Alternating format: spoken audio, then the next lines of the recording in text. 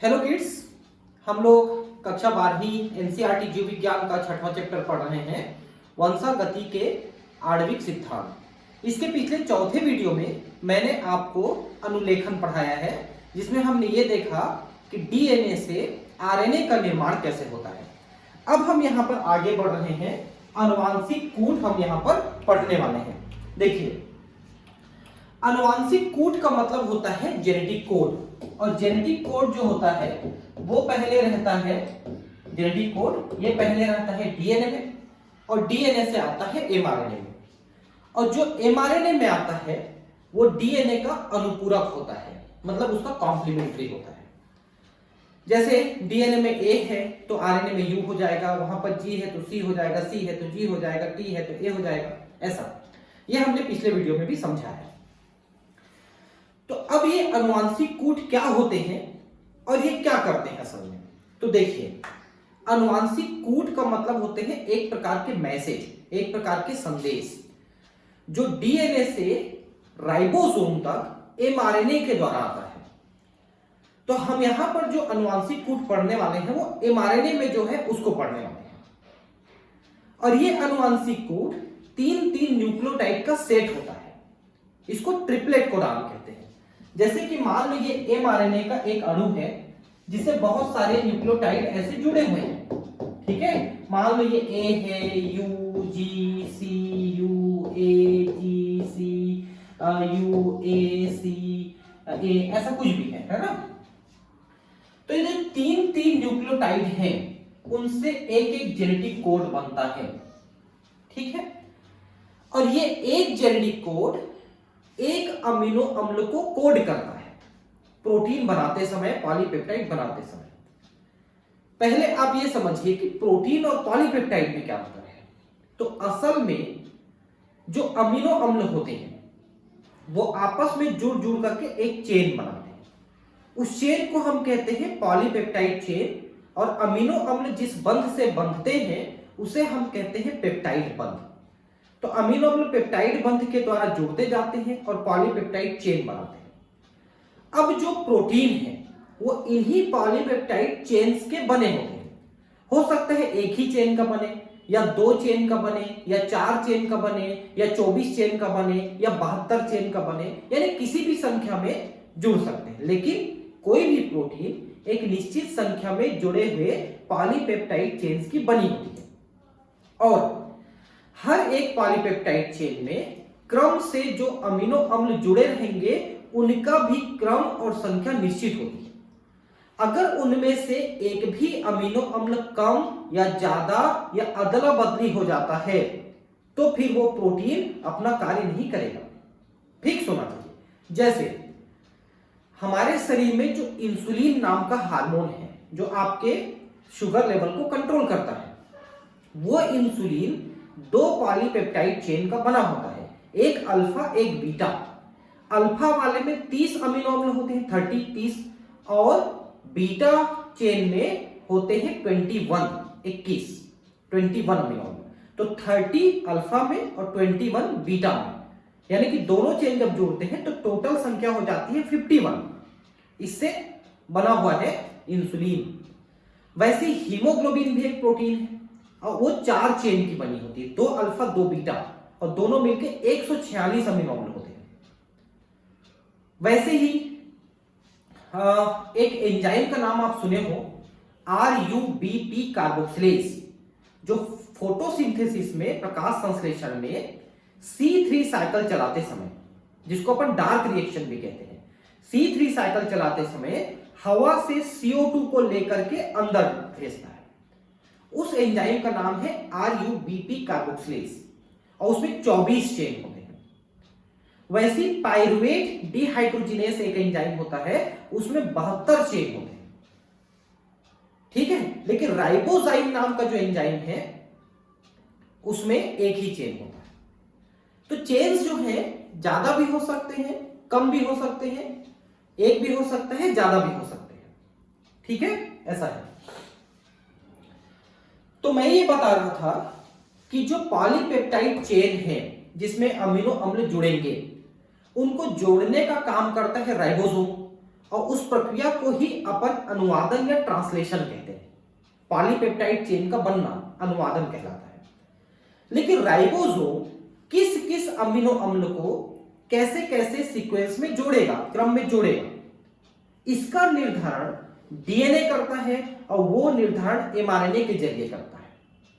आपको बता दें कि जैसे हमारे अल्फाबेट्स होते हैं A B C D X Y Z, alphabet 26, इनके जुड़ने से विभिन्न प्रकार के शब्द बनते हैं। जैसे एक शब्द मैंने यहीं पर लिखा था जेनेटिक कोड, वैसे स्कूल, इंटरनेशनल, ऐसा वैसा जो शब्द बनते हैं वर्ड्स इंग्लिश के, वो कैसे बनते हैं? अल्फाबेट्स के जुड़ने से, 26 अल्फाबेट।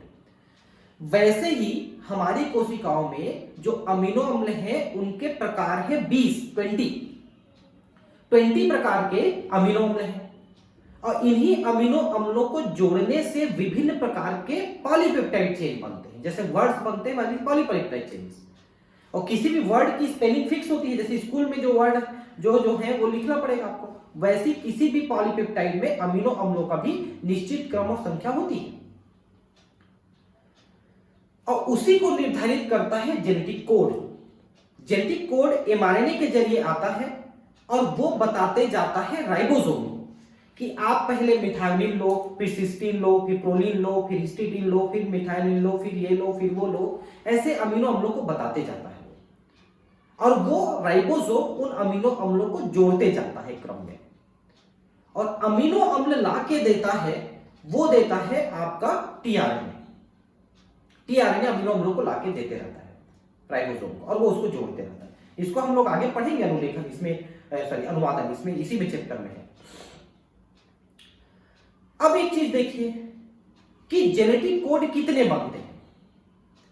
तो चूंकि हमारे पास 4 प्रकार के न्यूक्लियोटाइड्स है, ए यू सी जी, जी सी, ऐसा कुछ भी, ये 4 प्रकार के हमारे पास न्यूक्लियोटाइड्स हैं और ये 3-3 की संख्या में जुड़ते हैं। ठीक है, तो अगर इनको क्रॉस करेंगे, आगे देखेंगे क्रॉस, तो हमारे पास 64 कोडान बनते हैं, 64 जेनेटिक कोड्स बनते हैं। ठीक है, और 64 जेनेटिक कोड में से 61 जेनेटिक कोड काम करते हैं और प्रोटीन का संश्लेषण, पॉलीपेप्टाइड का संश्लेषण करने में भाग लेते हैं। वो किसी न किसी अमीनो अम्ल को कोड करते हैं। लेकिन 3 ऐसे कोडान हैं जो किसी को कोड नहीं करते, उनको स्टॉप कोडान कहते हैं, क्योंकि वो जब आते हैं तो वहां से प्रोटीन संश्लेषण, पॉलीपेप्टाइड संश्लेषण रुक जाता है, उसे अपन स्टॉप कोडान, नॉनसेंस कोडान कहते हैं।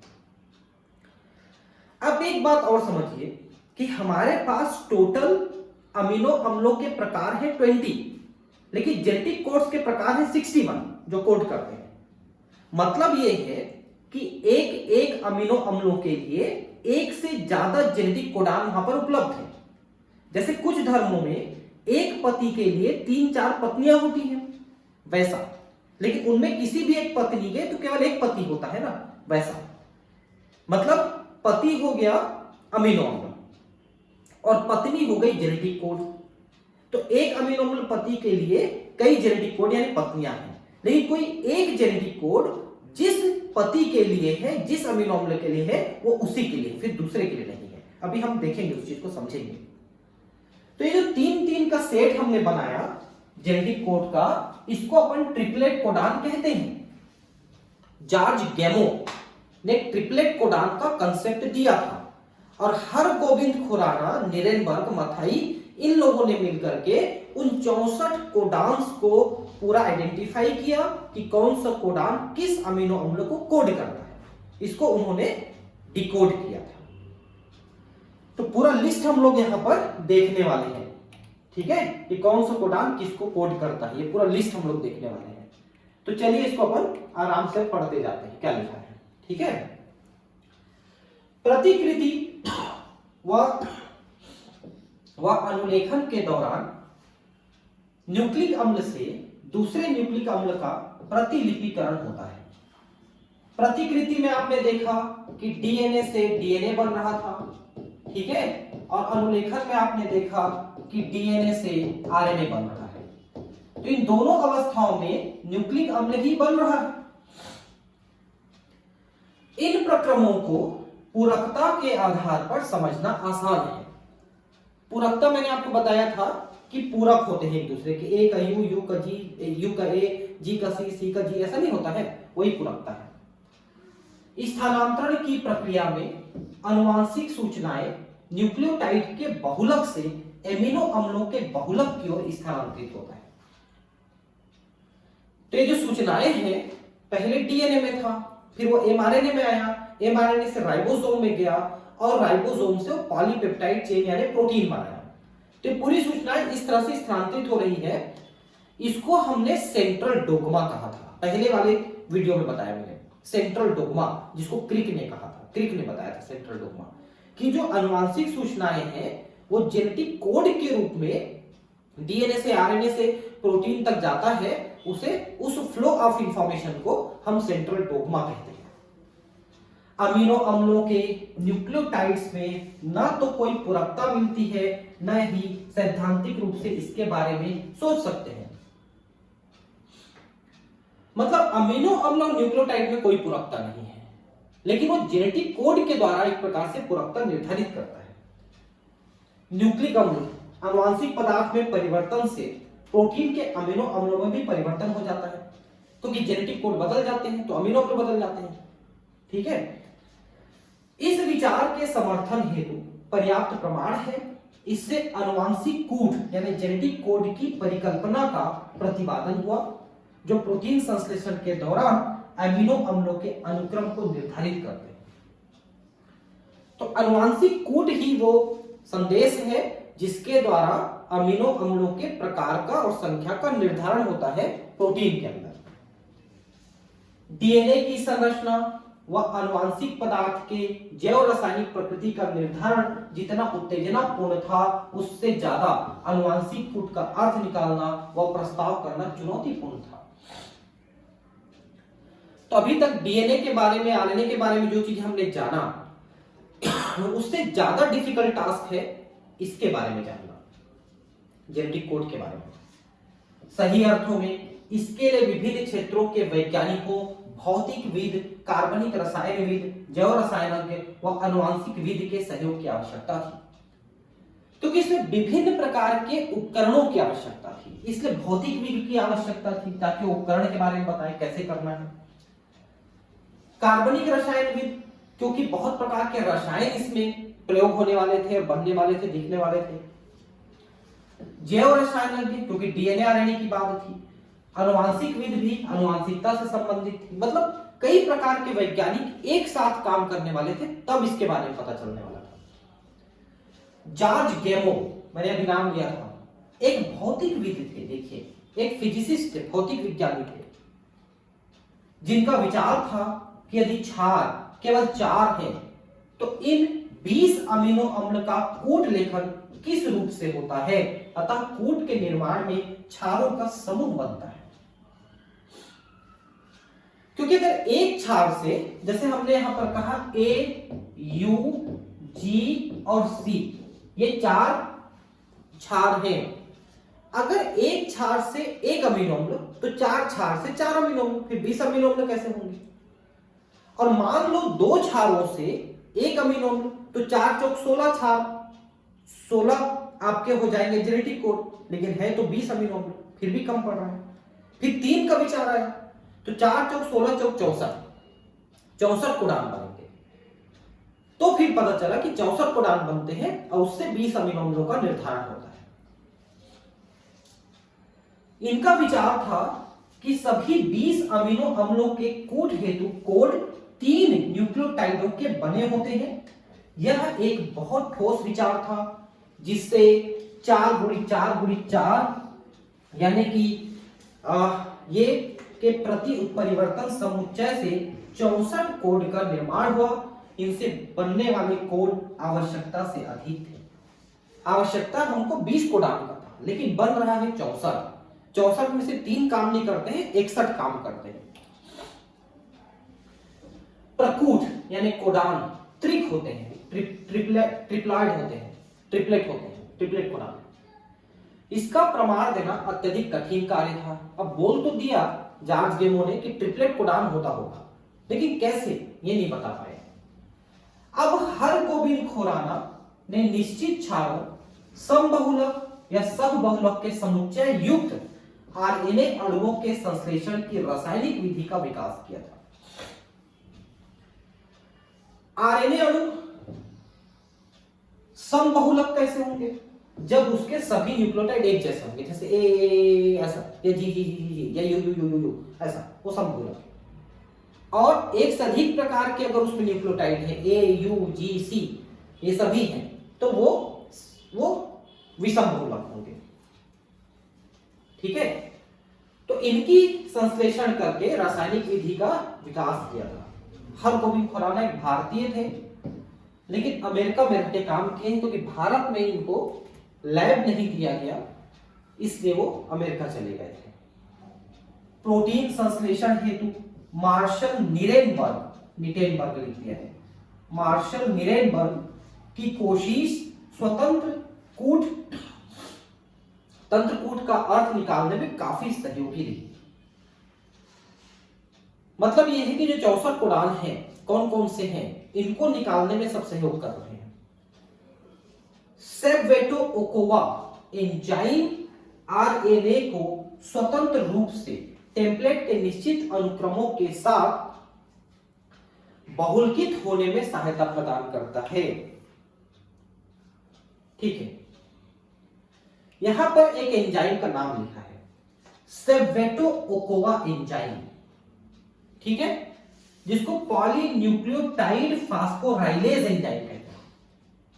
आरएनए को स्वतंत्र रूप से टेम्पलेट के निश्चित अनुक्रमों के साथ बहुलकित होने में सहायता प्रदान करता है, मतलब आरएनए के निर्माण करने में सहायता करता है, ऐसा एंजाइम है। अंत में अनुवांशिक कूट का चेकर बोर्ड या पुनेट आरेख नीचे तालिका में दिया गया है। अब देखिए कैसे, ये एक तालिका है, देखिए हमने इसमें खाने बनाए हैं, है ना, 1 2 3 4 5 6 7 8 और 16, मतलब 16 खाने बनाए हैं। और इन 16 खानों में इस तरफ और इस तरफ हमने यू सी ए जी और यू सी ए जी ऐसा लिख दिया है। फिर हर खाने के सामने इधर चारों को लिखा है you see A ji, you see ए जी, ये ऐसा लिख दिया है। अब हम इनका क्रॉस करेंगे और यहां पर लिखते जाएंगे। कैसे क्रॉस करेंगे? देखिए यहां पर यू है, यहां पर यू है और इनके सामने यू सी ए जी है, तो उन चारों के साथ क्रॉस करके यहां लिखते जाएंगे। जैसे यू यू पहला वाला यू, ये देखिए आ गया, यू यू दूसरा वाला C, U U A, U U G, ऐसा। तो इसको लिखने का तरीका यह है कि चूंकि यू और यू कॉमन है तो यू यू यू यू ऐसा लिखते जाएंगे, फिर आखिरी में यू सी ए जी लिख देंगे, तो ये कोडान हमारे तैयार हो गए, 4 कोडान तैयार हो गए। ऐसा हर एक के सामने यू सी ए जी लिखा है। अब जैसे इसमें यू और यू हुआ, अब यू के साथ सी देखिए, तो 4 लिख लेंगे, पर यू सी ऐसा 4 लिख लेंगे, फिर इनके सामने यू सी ए जी लिखेंगे, ऐसा। वैसे यू के साथ ए का करेंगे तो यू ए 4 बार लिख लेंगे, फिर यू सी ए जी लिख देंगे। वैसे यू का जी के साथ करेंगे तो यू जी 4 बार लिख करके फिर यू सी ए जी लिख देंगे। ये हो गए पहले लाइन में। अब दूसरे में सी है देखिए, और इधर यू है, तो सी यू 4 बार लिखे, फिर यू सी ए जी। वैसे सी सी फिर सी ए और सी जी ऐसा 4 बार लिखे, फिर ए के साथ किए, फिर जी के साथ किए। तो ऐसा करके पूरे कोडान हमने बना लिए, 64 कोडान। अब इन 64 कोडान में से 3 कोडान काम नहीं करते, मैंने बताया था आपको।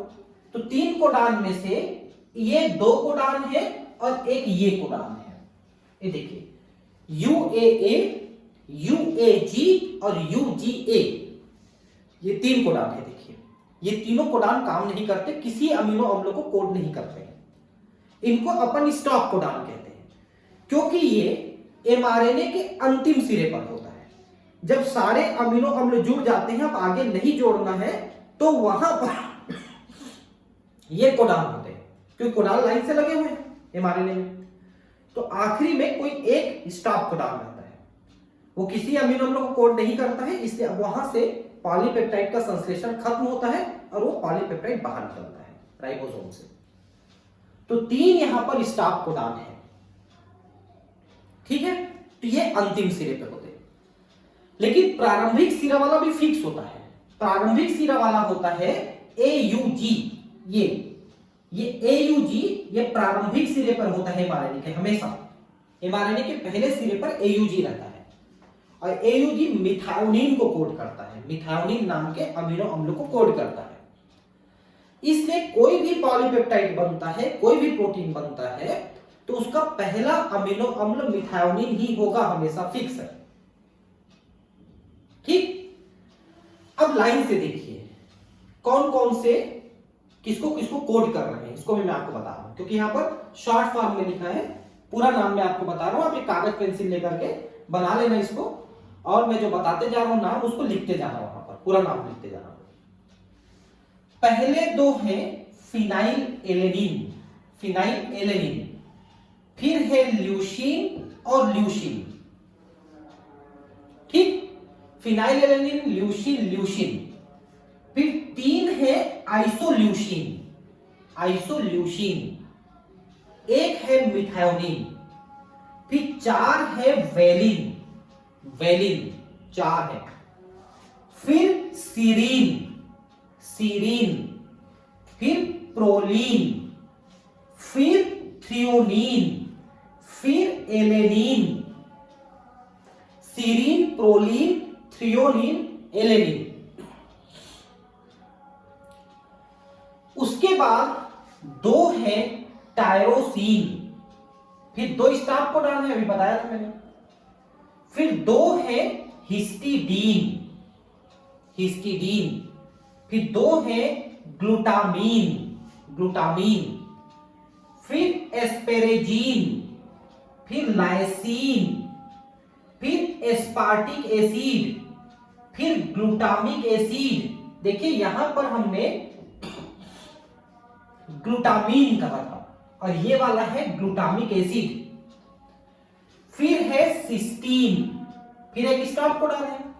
फिर है यहां पर ट्रिप्टोफान, फिर है आर्जिनिन, फिर है सीरीन, फिर से आर्जिनिन, फिर है ग्लाइसिन, ग्लाइसिन। तो 20 प्रकार के अमीनो अम्ल हैं, 64 प्रकार के कोडान हैं, 3 कोडान काम नहीं करते हैं और 61 कोडान काम करते हैं। अब इसमें देखिए कि ज्यादातर कोडान के पास ज्यादातर अमीनो अम्लों के पास 1 से ज्यादा कोडान है। जैसे आप देखिए फिनाइल एलेनिन का 2 है, ल्यूशीन का 6 है, आइसोल्यूशीन का 3 है, वेलिन का 4 है, सीरीन के 4 और 2 6 है ना। प्रोलीन, थ्रियोनीन, एलिन सबके 1 से ज्यादा कोडान है। और एक अमीनो अम्ल का 1 से ज्यादा कोडान का होना डीजेनरेसी कहलाता है, डीजेनरेसी इसको कहते हैं। क्यों कहते हैं? एक अमीनो अम्ल का 1 से ज्यादा कोडान का होना, जैसे एक पति के 1 से ज्यादा पत्नियां हो सकती हैं, ऐसा 1 से ज्यादा पत्नियां हो सकती हैं, इसे हम डीजेनरेसी कहते हैं। लेकिन किसी एक पत्नी का तो एक ही पति है, वैसे ही किसी भी एक कोडान को देखोगे तो वो कोडान केवल एक अमीनो अम्ल को ही कोड करती है और इसे नॉन एम्बिगिटी कहते हैं, नॉन एम्बिगिटी या नॉन एम्बिगुअस, नॉन एम्बिगिटी कहते हैं। एक पति के 1 से ज्यादा पत्नियां डीजेनरेसी, लेकिन एक पत्नी का केवल एक पति नॉन एम्बिगिटी। यहां पर पति हुआ अमीनो अम्ल, ठीक है, और पत्नियां हुई जेनेटिक कोड्स, ऐसा है। तो एक अमीनो अम्ल के एक से ज्यादा कोडान, ये डीजेनरेसी है, लेकिन एक कोडान का केवल एक अमीनो अम्ल, ये नॉन एम्बिगिटी है।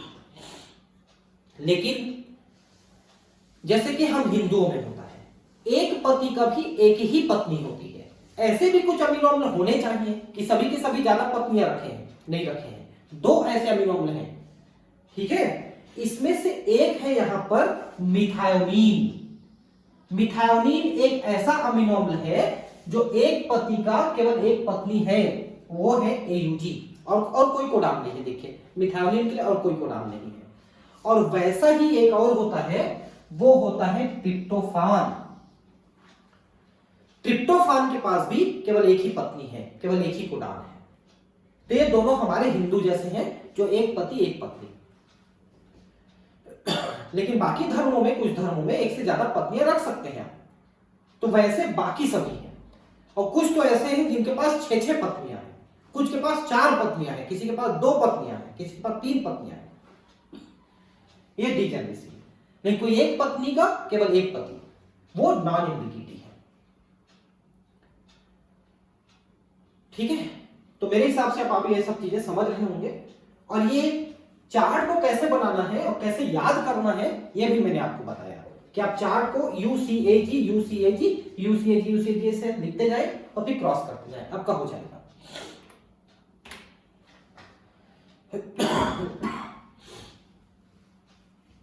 क्या क्या विशेषताएं हैं ये पढ़ेंगे।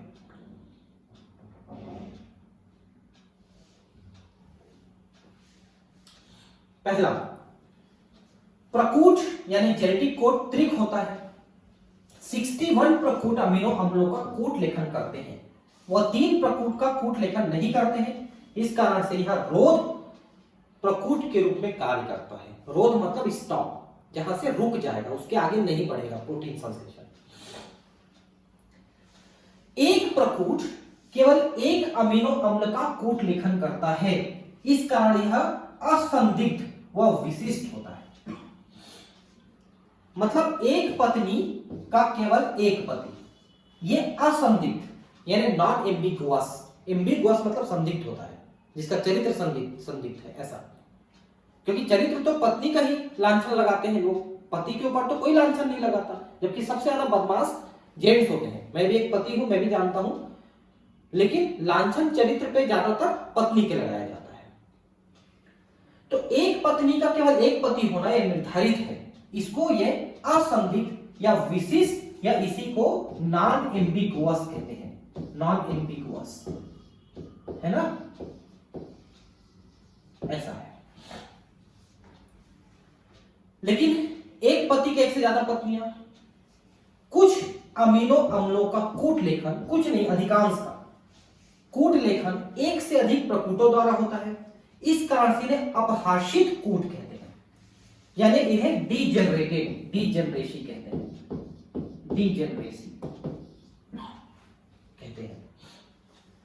प्रकूट दूध आरएनए यानी mRNA में लगातार पढ़े जाते हैं, बीच में रुके हुए नहीं होते हैं। मतलब क्या, जैसे कि ये mRNA है तो लगातार ये कोडान बनते हैं, बीच में कोई गैप नहीं होता है। जैसे पहले 3, फिर अगले 3, फिर अगले 3, फिर अगले 3, ऐसा। ठीक है। कूट लगभग सार्वभौमिक होते हैं। लगभग का मतलब लगभग सभी जीवों में और सभी कोशिकाओं में, अमीबा पैरामीशियम से लेकर हम लोगों तक, पेड़ पौधों से लेकर के हर किसी तक। ये जो जेनेटिक कोड का लिस्ट हमने बनाया ये कॉमन है, सभी में एक जैसा होता है। उदाहरण, जीवाणु से मनुष्य में UUU फिनाइल एलेनिन का कूट लेखन करता है। ठीक है, फिनाइल एलेनिन का करता है UUU। ठीक है, तो ये देखिए UUU पहला वाला ही है, तो ये फिनाइल एलेनिन को कर रहा है। तो हम लोगों में भी, जीवाणु में भी, अमीबा पैरामीशियम सब में, तो उसी को कर रहा है। इस नियम के कुछ अपवाद सूचकणिका प्रकूट व कुछ आदि जंतु प्रोटोजोआ में मिलता है। देखिए ये सूच नहीं है, सूत्रकणिका है, माइटोकॉन्ड्रिया। माइटोकॉन्ड्रिया में कुछ जेनेटिक कोड बदलते हैं, ठीक है, और कुछ प्रोटोजोआ जैसे अमीबा पैरामीशियम टाइप के प्रोटोजोआ में कभी कभी कुछ चेंजेस होते हैं, लेकिन वो अपवाद स्वरूप बहुत कम होता है, नहीं के बराबर। ज्यादातर में एक जैसा होता है।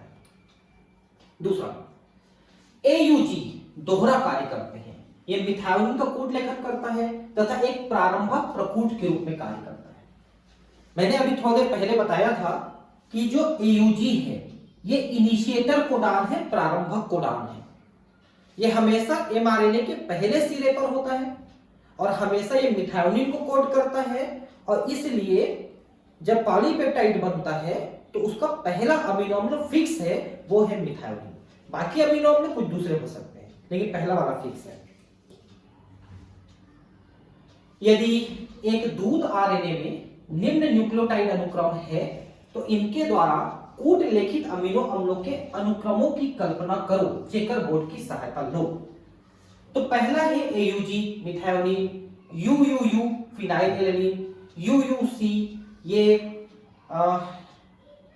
ल्यूसीन होना चाहिए, UUC फिनाइलएलेनिन है, ठीक है, फिनाइलएलेनिन, फिर फिनाइलएलेनिन, फिनाइलएलेनिन और फिनाइलएलेनिन, है ना। तो पहला मिथायोनिन है, उसके बाद सभी जो है फिनाइलएलेनिन को ही कोड कर रहे हैं। ये देखिए मिथायोनिन के बाद फिनाइलएलेनिन, फिनाइलएलेनिन, फिनाइलएलेनिन सब कोड कर रहे हैं। अब इसके विपरीत के बारे में बताओ। नीचे दिए गए दूध आरएनए द्वारा कूट लेखित अमीनो अम्ल के अनुक्रम में आरएनए में न्यूक्लियोटाइड अनुक्रम का पता लगाओ। तो भाई अगर ये दे दिया है तो आप इसको लिखेंगे, ये दे दिया है तो आप इसको लिखेंगे, ऐसा है, ठीक है। लेकिन इसमें थोड़ा सा परेशानी है। क्या परेशानी है कि ये तो आपने चेकर बोर्ड को देख करके लिख लिया, ठीक है, लेकिन जब आप इनमें फिनाइलएलेनिन, फिनाइलएलेनिन, फिनाइलएलेनिन लिखा हुआ है तो आप इसमें देखिए कि फिनाइलएलेनिन के लिए दो प्रकार के कोडान हैं, UUU और UUC। अब हर बार में आप किसको लिखेंगे, यहां पर थोड़ा सा परेशानी आपको महसूस होगा कि आप UUU ही लिखेंगे या UUC ही लिखेंगे या दोनों को मिक्स करके लिखेंगे। इसके लिए ऐसा बनाना है, तो आपको ये दे दिया और आपको ऐसा चार्ट बनाना है, तो आप कैसा लिखेंगे, इसकी प्रॉब्लम मैं बता रहा हूं। ये दे दिया तब तो चार्ट से देख के आप इसको लिख लोगे, लेकिन ये दे दिया तो इसको लिखने में थोड़ी दिक्कत है। क्यों? क्योंकि आप UUU लिखेंगे कि UUC लिखेंगे, या दोनों लिखेंगे कि अब एक लिखेंगे, क्या लिखेंगे फिनाइलएलेनिन के लिए, ये दिक्कत है। इसलिए क्या आप इसका विपरीत पता लगाने में परेशानी महसूस करते हैं? हाँ, क्योंकि ये परेशानी है कि हम फिनाइलएलेनिन के लिए हर बार में UUU लिखेंगे कि UUC लिखेंगे कि दोनों लिखेंगे या क्या लिखेंगे। क्या अब आप अनुवांशिक कूट की दो विशेषताओं के बारे में सामंजस्य बिठा सकते हैं जिसके बारे में आप पढ़ चुके हैं? तो सामंजस्य यही है कि एक जेनेटिक कोड केवल एक अमीनो अम्ल को ही कोड करता है, फिक्स है, लेकिन किसी एक अमीनो अम्ल के लिए एक से ज्यादा प्रकार के जेनेटिक कोड हो सकते हैं। यही है, ज्यादा हो सकते हैं, वो डिजेनरेसी है, और एक जेनेटिक कोड का एक अमीनो अम्ल है, ये नॉन एम्बिगुअस है। ये मैंने आपको समझा दिया, कोई दिक्कत नहीं है। अब है उत्परिवर्तन व अनुवांशिक कूट। उत्परिवर्तन क्या है कि जब किसी डीएनए में कोई परिवर्तन हो जाता है तो उसे हम उत्परिवर्तन कहते हैं। तो भाई परिवर्तन हुआ तो अनुवांशिक कोड तो बदलेंगे ही। जैसे मान लो यहां पर डीएनए है, डीएनए में ये सीक्वेंस बना हुआ है, ठीक है, मान लो ATCGTCAGTACGTA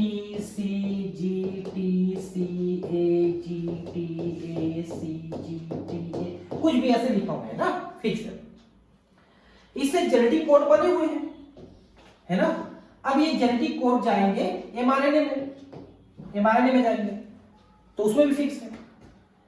लेकिन अब इनमें कोई बदलाव हुआ, क्या क्या बदलाव हो सकता है? इनमें से कोई जा सकता है, डिलीट हो सकता है, कोई न्यूक्लियोटाइड 1 या 2 या 3, या एक्स्ट्रा आ सकते हैं 1 या 2 या 3 या कम या ज्यादा आ सकते हैं या जा सकते हैं, या अदला बदली हो सकते हैं। कोई चला जाएगा उसकी जगह दूसरा आ जाएगा। तो इससे निश्चित है कि न्यूक्लियोटाइड बदल रहे हैं, कम हो रहे हैं, ज्यादा हो रहे हैं, तो जेनेटिक कोड बदलेंगे, और जेनेटिक कोड बदलेंगे तो उससे बनने वाले जो पॉलीपेप्टाइड चेन है, जो प्रोटीन है, वो भी बदलेंगे। तो ये सब दिक्कतें जीन व डीएनए के बीच आपसी संबंधों को उत्परिवर्तन द्वारा अच्छे ढंग से समझा जा सकता है। तुम उत्परिवर्तन और इसके प्रभाव के बारे में विस्तृत रूप से अध्याय 5 में पढ़ चुके हो। एक डीएनए के खंड में अधिक लोपन व पुनर्योजन के प्रभाव के बारे में आसानी से समझ सकते हो। मतलब डीएनए में कोई न्यूक्लियोटाइड आ गया, चला गया, बदल गया, क्या हो गया, उससे क्या पुनर्संयोजन हुआ, ये सब चीजें आप जानते हो क्योंकि पिछले अध्याय में सब चीजें हम पढ़ चुके हैं। इसके परिणाम स्वरूप जीन के कार्य की क्षति या वृद्धि होती है। ठीक है, तो जीन का जो कार्य है एमआरएनए बनाना, फिर प्रोटीन बनाना, उसमें कोई बदलाव आ जाएगा।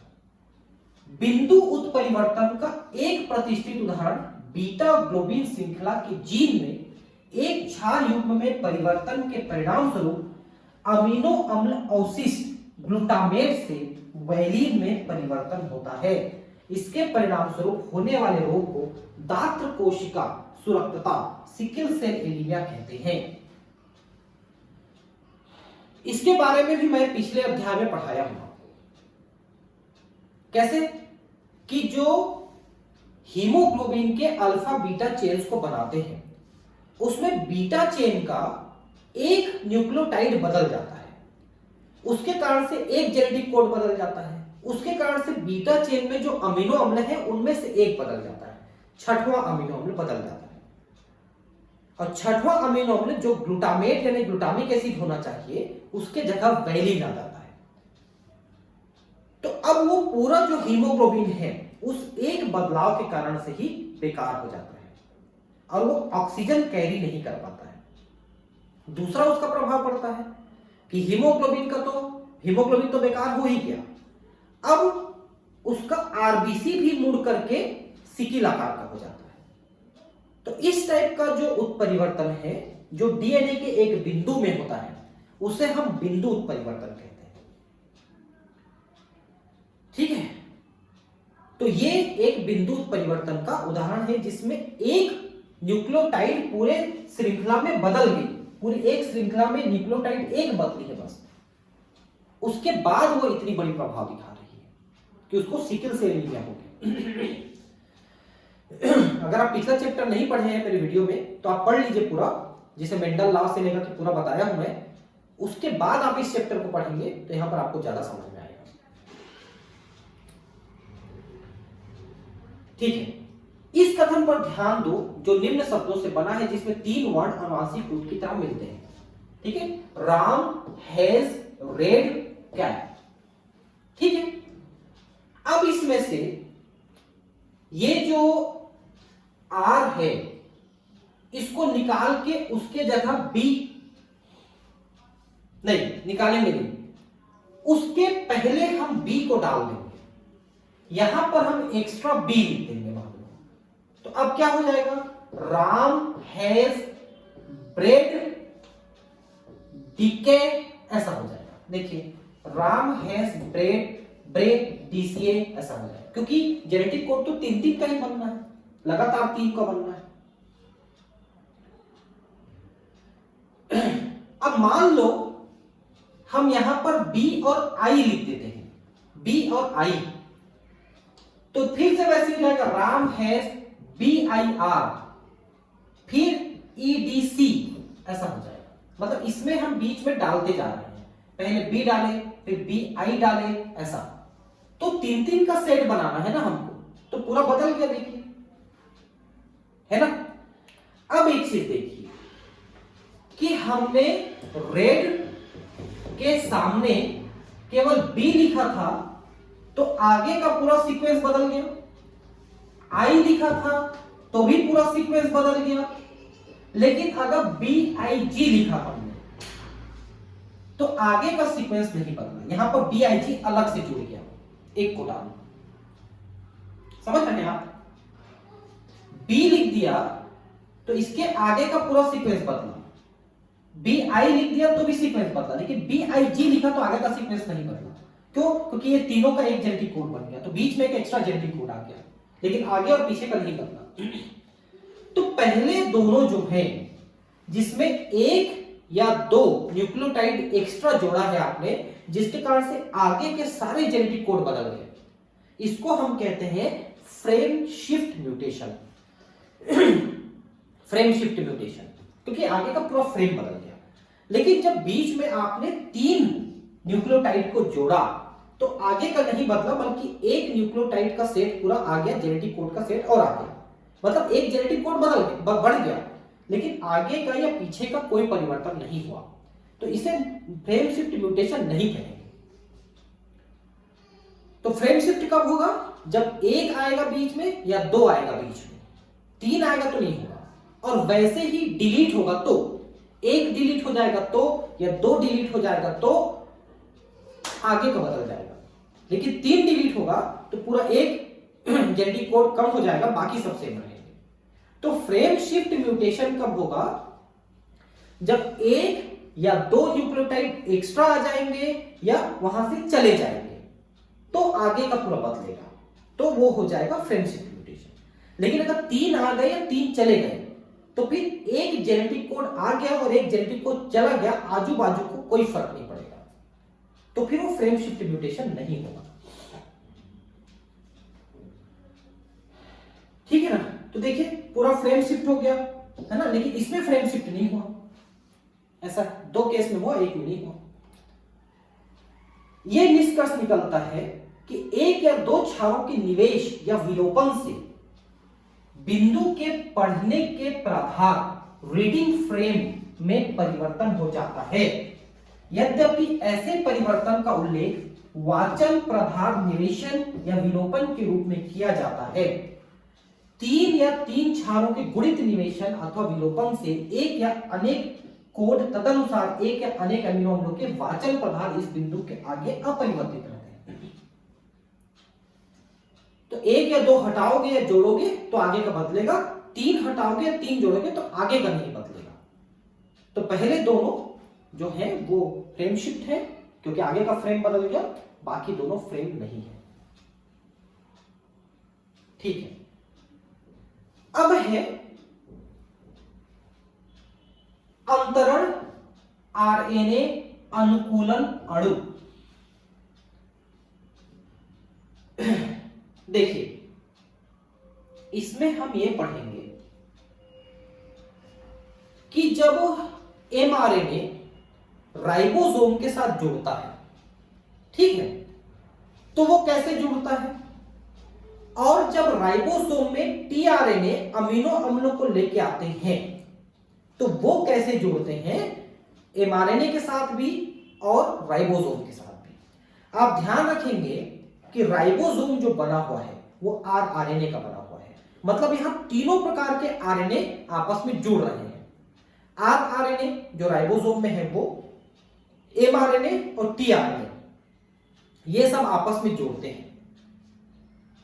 ठीक है, अब इसमें एक चीज आप समझिए कि जो टीआरएनए है, देखिए मैं आपको बता रहा हूं एक मिनट।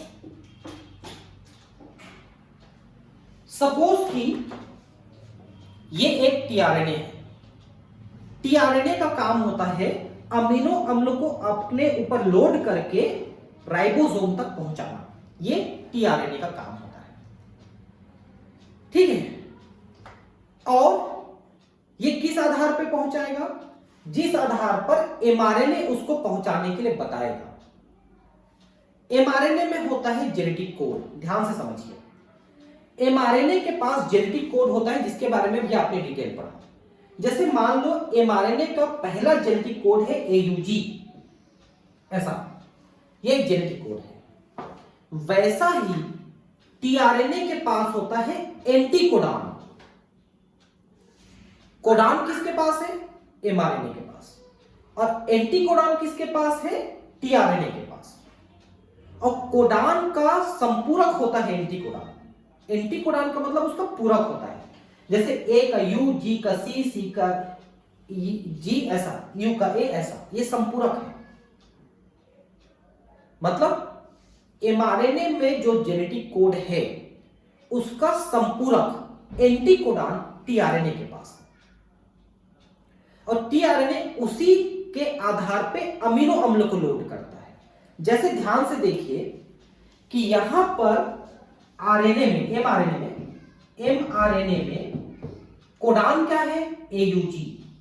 ठीक, एयूजी कोड करता है मिथायोनिन को, अभी आपने डिटेल देखा है, मिथायोनिन को कोड करता है।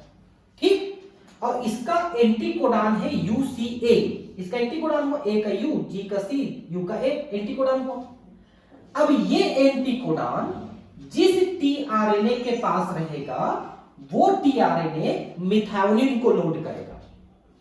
यहां पर सीरीज लिख दिया है, वो सिर्फ समझाने के लिए इसको बनाया है, इसलिए गलत लिख दिया है। वो किसको लोड करेगा? वो मिथायोनिन को लोड करेगा। क्यों? क्योंकि उसका ही एंटीकोडॉन इसके पास है ना? जिस कोडान का एंटीकोडॉन रहेगा उसी का अमीनो अम्ल लोड करेगा, दूसरे का नहीं करेगा। जैसे यहां पर आप देखिए यूएसी, चलो यूएसी को चेक करते हैं। यूएसी देखिए, है ना? तो यूएसी, ये यूएसी किसको कोड कर रहा है? टायरोसिन को। तो यूएसी टायरोसिन को कोड कर रहा है। तो देखिए इसका एंटीकोडॉन है एयूजी, और इस एंटीकोडॉन के अनुसार टायरोसिन को लोड किया है। यहां पर ठीक लिखा है, सीरीन को काट के मिथायोनिन कर लो, एबीटी मिथायोनिन, अब सही हो जाएगा। ये गलत छपा है थोड़ा सा, समझे बात को? तो जो टीआरएनए है, टीआरएनए के पास जो एंटीकोडॉन रहेगा उसी एंटीकोडॉन का अमीनो अम्ल ये लोड करेगा। और एंटीकोडॉन किसका एंटीकोडॉन है?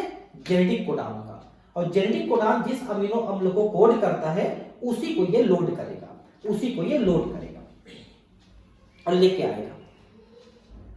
समझे? मतलब एमआरएनए ने राइबोसोम को दिखाया अपना पहला कोडान एयूजी।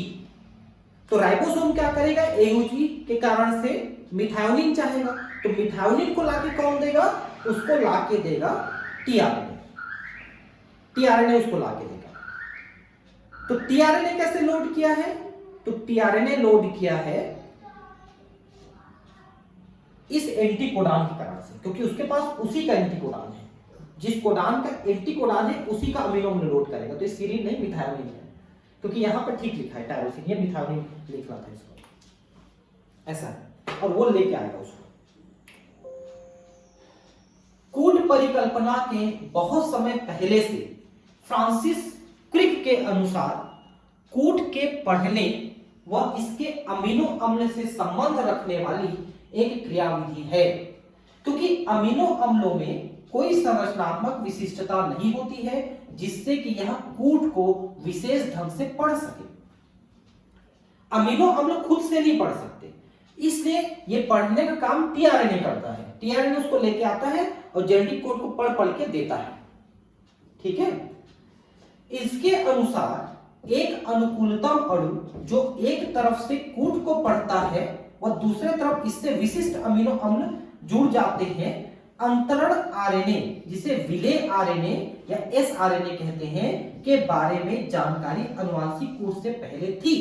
ये अंतरण आरएनए क्या है पता है? ये है टीआरएनए, ट्रांसफर आरएनए को हिंदी में अंतरण आरएनए कह रहा है।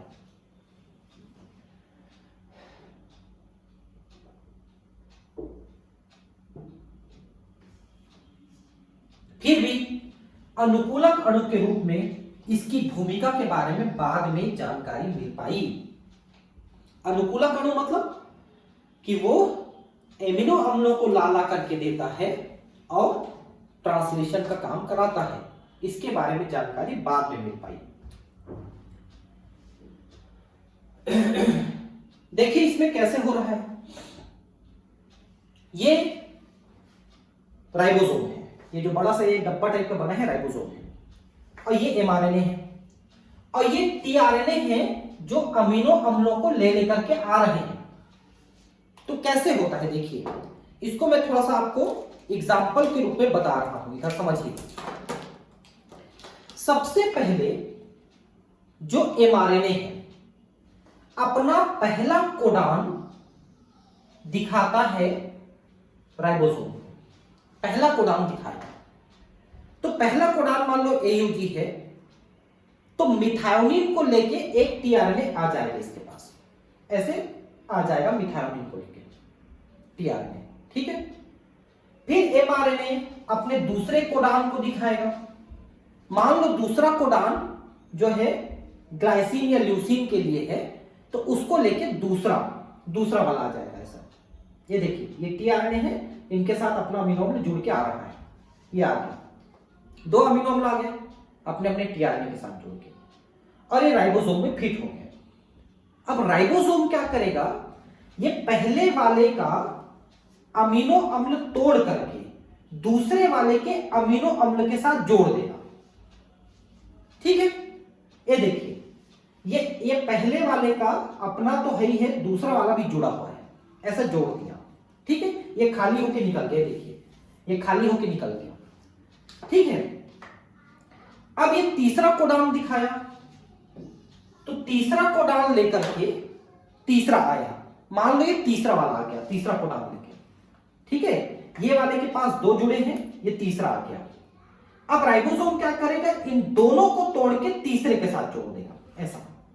इसी तरह से इसमें लंबा होता जा रहा है, देखिए तीसरा जुड़ गया, ये वाला भी खाली होके निकल गया। फिर चौथा आया, तो ये तीनों टूट के चौथे वाले के साथ जुड़ जाएंगे, ऐसा हो रहा है। तो टूट टूट करके अगले वाले से जुड़ते जाते हैं, समझ रहे हैं बात को। पहले ये टूट के दूसरे से जुड़ा, फिर दूसरा, दोनों टूट के तीसरे से जुड़े, फिर तीनों टूट के चौथे से जुड़े, फिर 4 टूट के 5वें से, फिर 5 टूट के 6वें से, फिर 6 टूट के 7वें से, फिर 8वें से। अब ये यहां से टूट के इसके साथ जुड़ेगा, ये पूरा टूट के इसके साथ जुड़ जाएगा, और ये खाली होके निकल जाएगा। फिर इसमें इतना लंबा हो गया, ज्यादा हो गया, अब ये यहां से टूट के नेक्स्ट वाले में जुड़ेगा, ऐसा होता जाएगा। ये है पॉलीपेप्टाइड चेन का बनना, जो राइबोसोम के अंदर होता है। इसमें आपके कौन कौन सहायता किए, एमआरएनए, जिसने जेनेटिक कोड के द्वारा बताते गए कि आपको कौन कौन सा अमीनो अम्ल लेना है, और अमीनो अम्लों को ला ला करके दिया टीआरएनए। उसी मैचिंग हुई, कोडान के साथ एंटी कोडान की मैचिंग होते चली गई। अंतरण आरएनए यानी कि टीआरएनए में एक प्रति प्रकूट यानी एंटी कोडान फंदा होता है। ये एंटी कोडान है, देखिए, जो कोडान का वो होता है, संपूरक होता है ना, जिसमें कूट के पूरक क्षार मिलते हैं। मैंने बताया ना, पूरक होता है जी का सी का जी, टी का ए, सी का जी, यू का ए, ऐसा पूरक क्षार मिलते हैं। इनमें एक अमीनो अम्ल स्वीकार्य छोर होता है, मतलब एक अमीनो अम्ल जुड़ने का भी छोर होता है, जिससे यह अमीनो अम्ल से जुड़ जाता है। प्रत्येक अमीनो अम्ल के लिए विशिष्ट अंतरण आरएनए टीआरएनए होते हैं। मतलब यह है कि जितने प्रकार के अमीनो अम्ल हैं और जितने प्रकार के कोडान के एंटी कोडान हैं, उतने प्रकार के यानी 61 प्रकार के टीआरएनए हैं, जो 20 प्रकार के अमीनो अम्लों को कैरी करते हैं।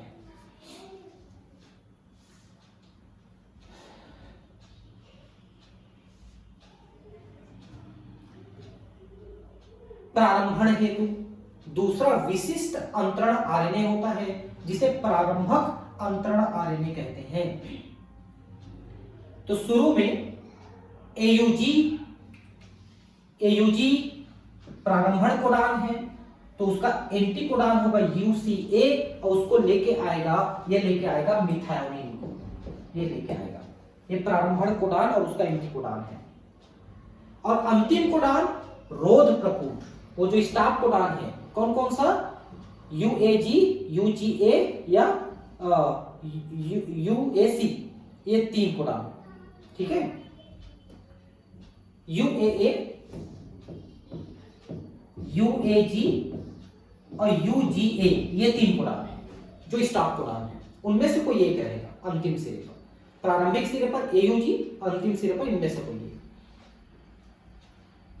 तो रोध प्रकूट के लिए कोई अंतरण आरएनए नहीं होता भाई, इनके लिए कोई एंटी कोडान भी नहीं होगा, कोई टीआरएनए भी नहीं होगा, कोई अमीनो अम्ल भी नहीं होगा, कोई नहीं है, तो मतलब टीआरएनए भी नहीं है।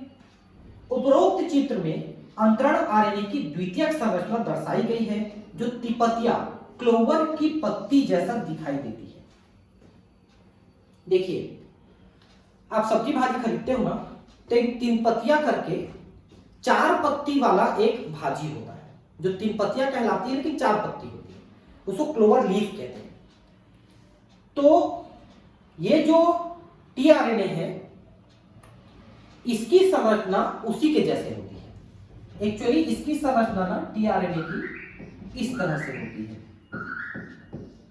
इस तरह से, ठीक है। 4 भुजाएं होती है। एक भुजा यहां पर अमीनो अम्ल के लिए होती है, एक भुजा एंटीकोडॉन के लिए होती है, एक भुजा राइबोसोम से जुड़ने के लिए, और एक भुजा एंजाइम के लिए होती है।